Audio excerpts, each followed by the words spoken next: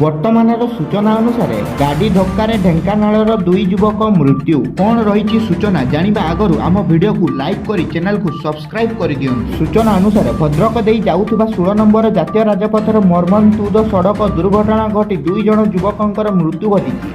ମୃତ୍ୟୁ ଯୁବକ ଦ୍ୱୟ ଢେଙ୍କାନାଳ ସଦର ଥାନା ପର୍ବତିଆ ଗ୍ରାମର ବିଶ୍ୱଜିତ ରାଉତ ବୟସ 20 ଓ ସନୁ ସ୍ୱାଇଁ ବୟସ 19 ବୋଲି ଜଣାପଡ଼ିଛି। ଶନିବାର ଭୋର ସମୟରେ ବିଶ୍ୱଜିତ ଓ ସନୁ ବାଲେଶ୍ୱର ଜିଲ୍ଲା ଜଳେଶ୍ୱର ଏକ ବାଇକ୍ ଯୋଗେ ନିଜ ଗାଁ ଢେଙ୍କାନାଳକୁ ଯାଉଥିଲେ। ଭଦ୍ରକ ରିଲାଏନ୍ସ ପେଟ୍ରୋଲ ପମ୍ପ ଛକ ନିକଟରେ ଏକ ଅଜଣା ଗାଡ଼ି ଧକ୍କାରେ ଉଭୟଙ୍କର ମୃତ୍ୟୁ ହୋଇଯାଇଥିଲା। ଦୁହେଁ ଜଳେଶ୍ୱରରେ ରହି ଧାନ କଟା ମେସିନ୍ ଚଳାଉଥିବା ବେଳେ ଛୁଟିରେ ଘରକୁ ଯାଉଥିଲେ। ସ୍ଥାନୀୟ ଲୋକଙ୍କଠାରୁ ଖବର ପାଇ ଭଦ୍ରକ ଗ୍ରାମାଞ୍ଚଳ ଥାନା ପୋଲିସ ଘଟଣାସ୍ଥଳରେ ଦୁଇଟି ଯାକ ମୃତଦେହ ଉଦ୍ଧାର କରି ଜିଲ୍ଲା ମୁଖ୍ୟ ଚିକିତ୍ସାଳୟକୁ ପଠାଇଥିଲା। ଶବ ବ୍ୟବଚ୍ଛେଦ ପରେ ମୃତକଙ୍କ ପରିବାର ଲୋକଙ୍କୁ ହସ୍ତାନ୍ତର କରାଯାଇଛି। ଏ ସମ୍ପର୍କରେ ଭଦ୍ରକ ଗ୍ରାମାଞ୍ଚଳ ଥାନାରେ ଏକ ଦୁର୍ଘଟଣାଜନିତ ମାମଲା ରୁଜୁ କରାଯାଇଛି।